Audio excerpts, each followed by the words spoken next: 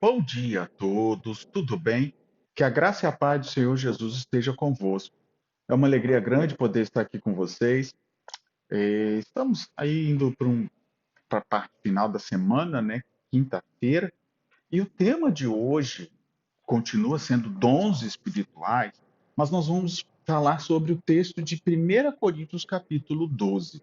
Quando lemos 1 Coríntios capítulo 12, a gente percebe que Paulo apresenta de uma maneira mais intensa, com objetivos diferentes de dons com relação ao texto que a gente já leu em Romanos e ao texto que a gente já leu em Éfeso, ou em Efésios, né, na igreja de Efésios. Cada um, por mais que sejam dons, e em alguns momentos acabam repetindo a mesma expressão de dons em um lugar e no outro, o contexto de Coríntios, a igreja de Coríntios, o apóstolo Paulo ele ainda vai mais além.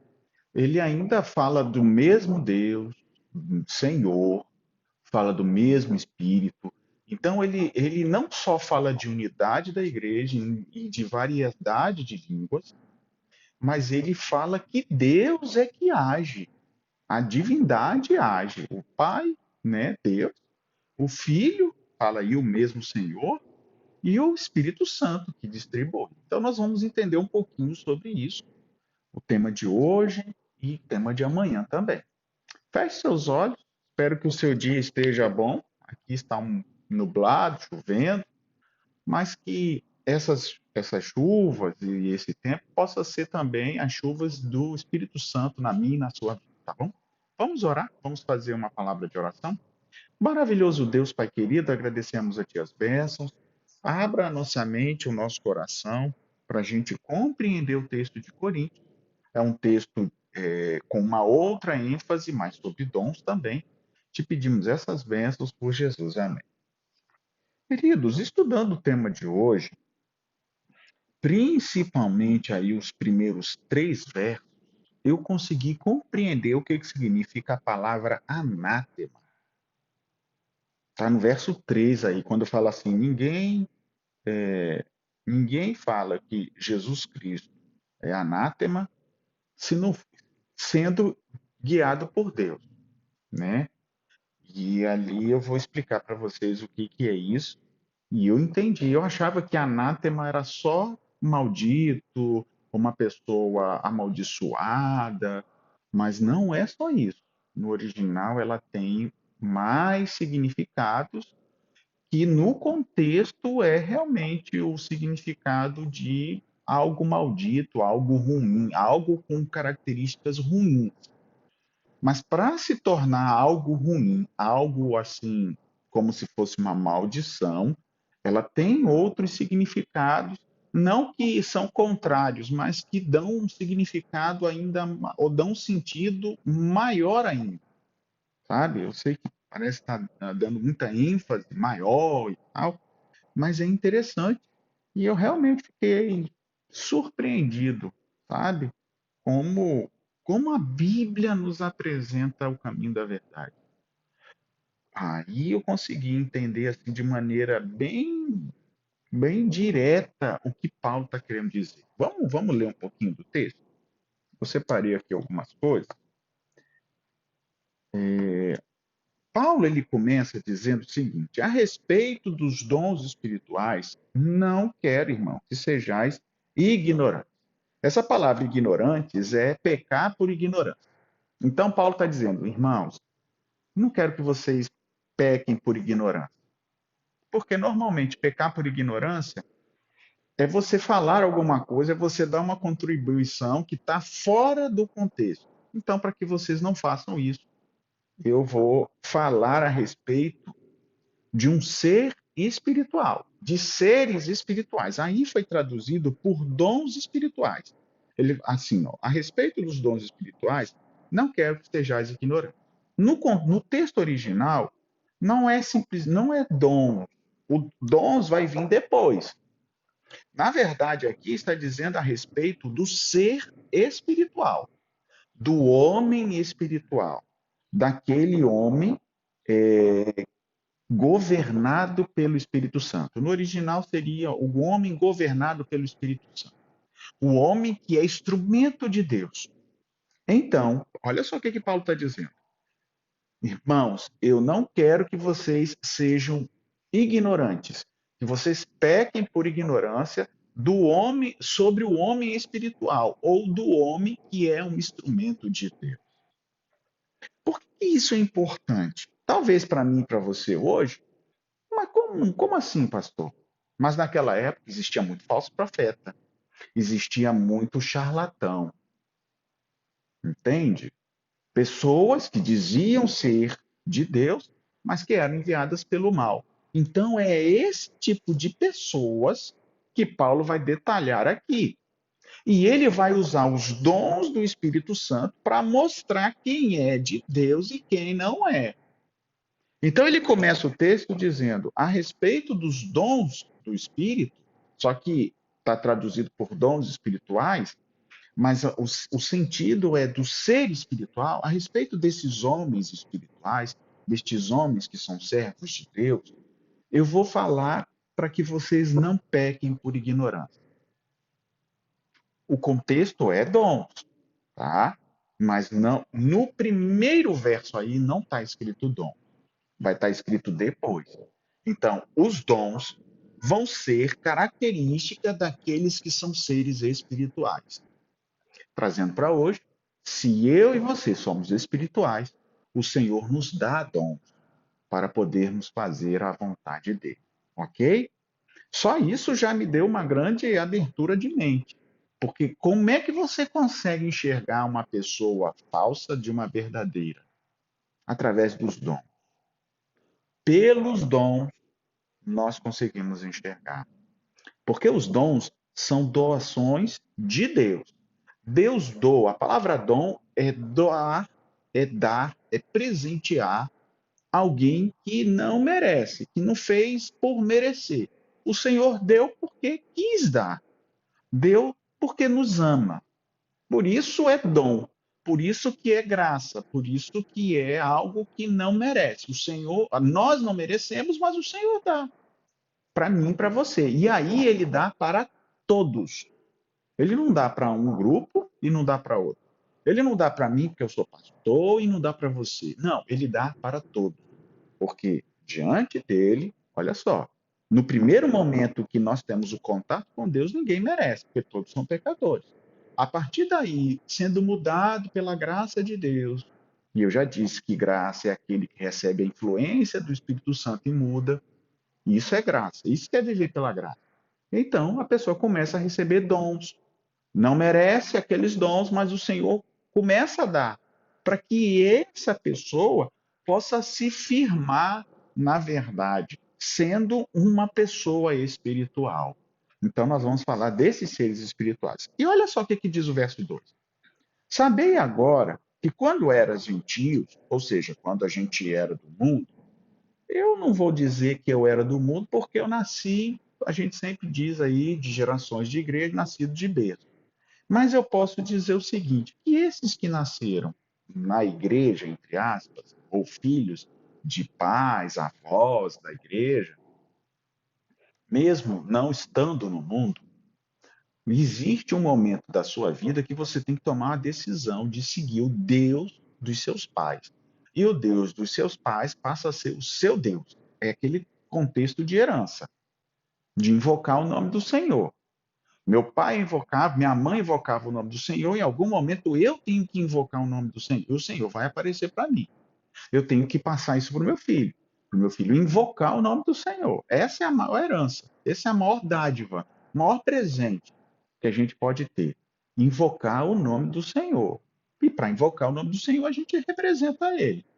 Então, nesse contexto, o meu filho, mesmo nascendo de igreja, mesmo não sendo, entre aspas, gentios aí fora, vai chegar o momento dele que ele tem que tomar realmente a decisão. Hoje, ele vai à igreja porque eu levo.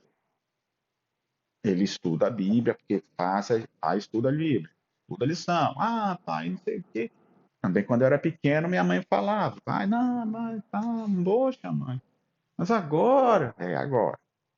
Mas vai chegar uma hora, hoje, Eu não tenho minha mãe falando, tá? E aí, Moisés, você já estudou a Bíblia? Não, eu já faço. Porque o Deus da minha mãe, o Deus da minha avó, do meu avô, é o meu Deus. Hoje meu filho faz. Hoje eu tenho que fazer para mostrar para ele. E isso é a maneira de eu aprender mais ainda. Vai chegar um momento que ele vai fazer sozinho. E é nessa hora que a gente precisa tomar a decisão do Deus dos nossos pais ser o nosso Deus. Então, Paulo está dizendo isso. Quando vocês eram gentios, segundo o que era guiado, perdão, deixava conduzir-vos a ídolos mudo, segundo o que eras guiado. E eu fiquei pensando nesse texto. Olha só, aqui está dizendo que quando você era gentil, ou quando ainda Deus não era o do seu Deus, era só o Deus dos seus pais, porque nessa hora a gente fica chateado porque vai para a igreja, porque tem que botar roupa assim, assado, porque que não pode conversar, que não pode jogar bola, que não pode isso, não pode, tudo não pode, né? Ah, não, mamãe, não pode. Não pode, mas não sabe, não pode. Poxa vida, aí você vai. Hoje, Hoje eu não faço, não sinto vontade, não tenho necessidade nenhuma. Aprendi. E hoje eu tenho que explicar muitas vezes para o meu filho quando ele pergunta, pai, por que eu não posso? Sabe? Então, nesse contexto, vamos dizer assim, somos gentios, estamos ainda nas coisas do mundo. Aí Paulo diz: quando vocês eram gentios, vocês deixavam ser conduzidos aos ídolos mudos,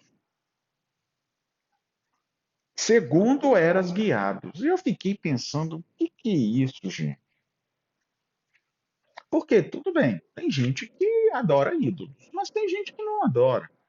É verdade que os povos passados tinham uma espiritualidade, uma religiosidade muito maior, eles adoravam divindades. Mas esse texto também quer dizer no original o seguinte: olha só, eram levados à força. Essa expressão deixava conduzir a ídolos, no original é levados à força. Então, não era bem deixar. É, a gente pode até entender assim. Não, era levado à força, né? Não era deixado. Mas esse levar à força não é assim, alguém agarrar no braço, tá? E eu não quero ir, eu não quero ir, e vai. Não é esse tipo de ser levado à força. Mas talvez por isso, talvez não, né? Ninguém traduz por acaso. Não é talvez, eu entendo que é assim. Esse levar à força é o levar no sentido de, vamos dizer, está todo mundo fazendo e você vai lá, entende? E aí, nesse caso, você era conduzido. Você era conduzido, entre aspas, à força. Mas não que alguém pegou no seu braço e vai e pum. Mas o todo mundo fazer, tá? E o ir todo mundo fazer, você está lá fazendo. Então é esse sentido, ok? Então você deixava ser conduzido, todo mundo fazia, por exemplo, um exemplo, carnaval. Até porque o contexto de carnaval é idolatria e tem a ver com isso aqui. Carnaval, o povo vai estar lá, pulando carnaval.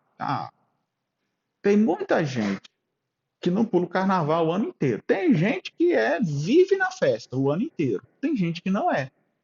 Mas no período do carnaval, vai e faz o que os outros estão fazendo. Bebe, e não bebe durante o resto do ano. Não, mas nessa vez eu vou. Ou seja, está sendo levado à força, sabe? Final de ano, tem festa, tem muita gente que faz um culto, comemora de maneira muito simples. Tem outros que vão para a festa mesmo. E tem outros que são levados para fazerem conforme que os outros fazem. Então, quando ele diz aqui, ó, deixava conduzir a ídolos mudos, segundo eras guiados. E essa palavra aqui, no final, segundo eras guiado, porque além de você ser levado à força, você era guiado. Agora você vai entender um pouquinho melhor sobre isso. Porque no original era à medida que conduziam, segurando com a mão. Ou seja, talvez você diga, mas eu não fui conduzido segurando com a mão. Quando está nas festas, acontece. Tá lá, de repente foi lá, tá lá na roda dos amigos fazendo e tal, e tá quietinho. Aí vem alguém, pega pela mão, vamos fazer? Ah, não, aí começa a dançar, começa a fazer. Só que aqui tem a ver com coisa religiosa. Você percebe que nesse contexto aqui, o termo está dizendo, olha só, pode ser celebrando uma festa e festa religiosa. Você vê que em alguns momentos, em alguns lugares, há realmente como se fosse uma procissão. É isso que Paulo está falando, porque o contexto é idolatria, é adoração.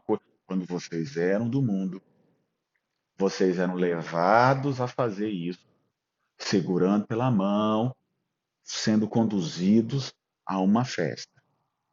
Pode ser uma festa religiosa, porque hoje em dia tem festas religiosas, mas naquela época as festas religiosas para os cristãos eram festas pagãs, porque tinha orgia, tinha essas outras coisas. Então, note que Paulo está falando de algo que mexe com a gente. As festas, as coisas que vocês iam, que vocês eram levados à força, sabe? Coagidos. Esse levar à força é nesse sentido.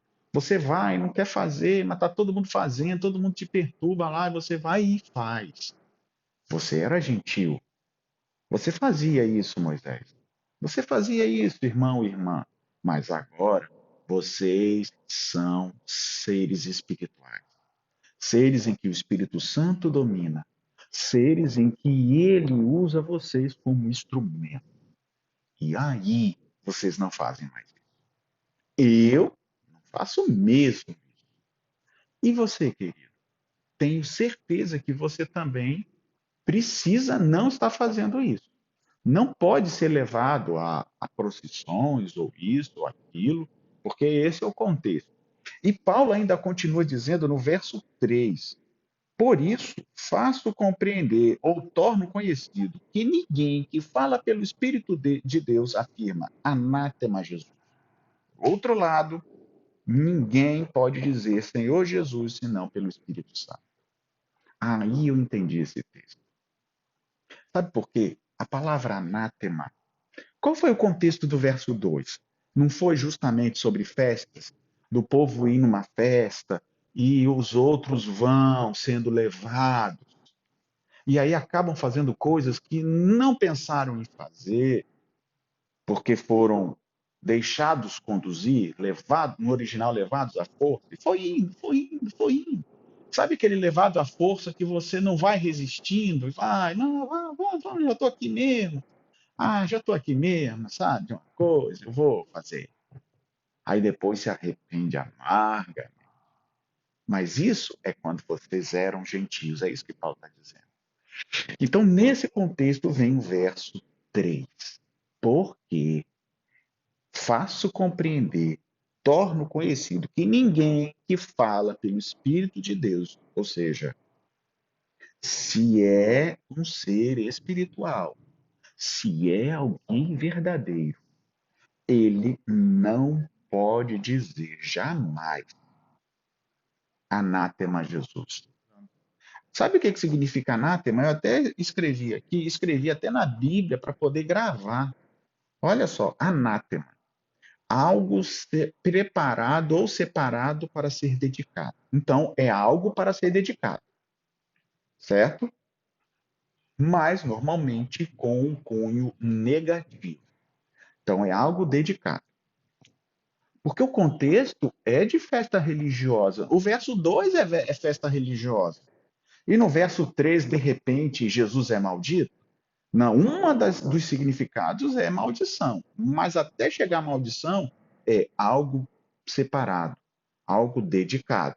Aí eu te pergunto, talvez podemos dizer que Jesus foi dedicado, separado, porque é algo preparado ou separado para ser dedicado. Ponto, mas continua. Especificamente uma oferta resultante a um voto.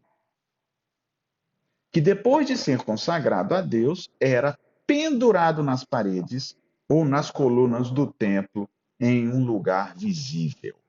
Quem é servo de Deus, o verdadeiro servo de Deus, que é o ser espiritual lá do verso 1, a respeito dos seres espirituais, aí está dons espirituais, mas é seres espirituais, não quero que vocês sejam ignorantes, que vocês pequem por ignorância. Porque quando vocês eram gentios, vocês iam nas festas, vocês eram levados à força, vocês eram guiados pela mão para aguardar essas festas pagãs. Vocês faziam isso. Mas agora, vocês precisam compreender que ninguém, pelo Espírito de Deus, fala que Jesus é anátema. E o que é anátema, no sentido mais amplo, não é simplesmente maldição, é aquele que foi separado e dedicado para um voto. Só que não para aí.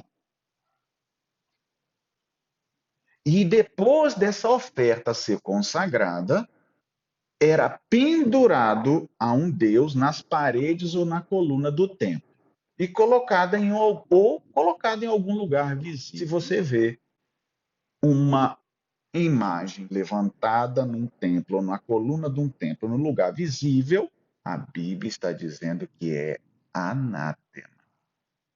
Paulo está dizendo que, pelo Espírito de Deus, um servo de Deus não faz isso. Paulo, ele começa dizendo: irmãos, eu não quero que vocês pequem por ignorância.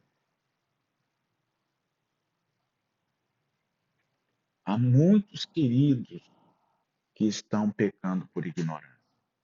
Se eu e você não fazemos mais isso, eu nunca fiz de maneira específica, né? A gente tem ídolos que a gente pode combater, né? Às vezes a vontade do eu, isso é um ídolo.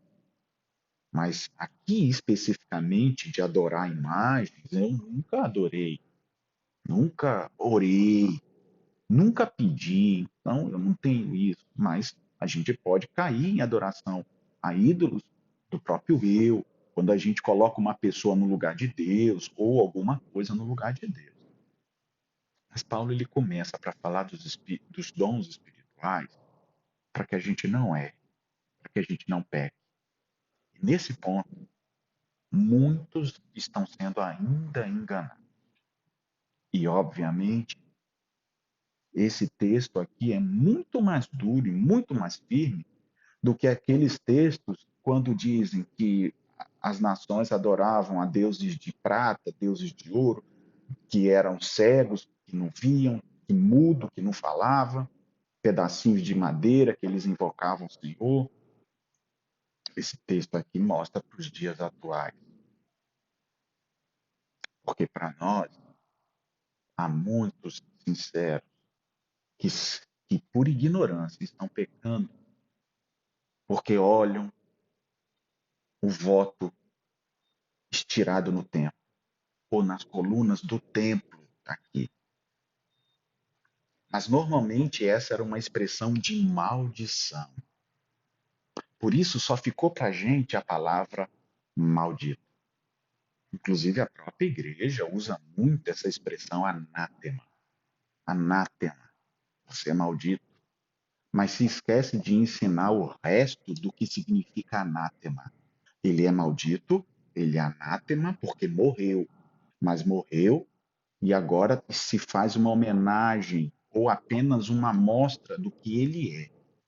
Está lá nas paredes do templo, nas paredes da igreja, para ser olhado como alguém que morreu. A Bíblia diz para não fazer isso. Jamais. O segundo mandamento já falou sobre isso há muito tempo. Mas hoje existem pessoas que ainda insistem. Mas o servo de Deus apenas vai dizer que Jesus é o Senhor e ele, se fizer, ele vai fazer pelo Espírito do Senhor. Ele não pode dizer que Jesus é o Senhor se não for pelo Espírito do Senhor. Quer você dizer que é você fazer de Jesus o seu Senhor. Feche seus olhos, vamos orar ao Senhor. Bondoso Deus, Pai querido, o tema de hoje é delicado, porque para começar a falar dos dons espirituais, aprendi e tenho mostrado aqui aos queridos de que tem pessoas que estão caindo em pecado por ignorância, porque estão vendo imagens em paredes, em colunas de um templo, como algo dedicado a Deus, mas a Bíblia apresenta isso no original como anátema. E eu não sabia, soube hoje, e muitos não sabem.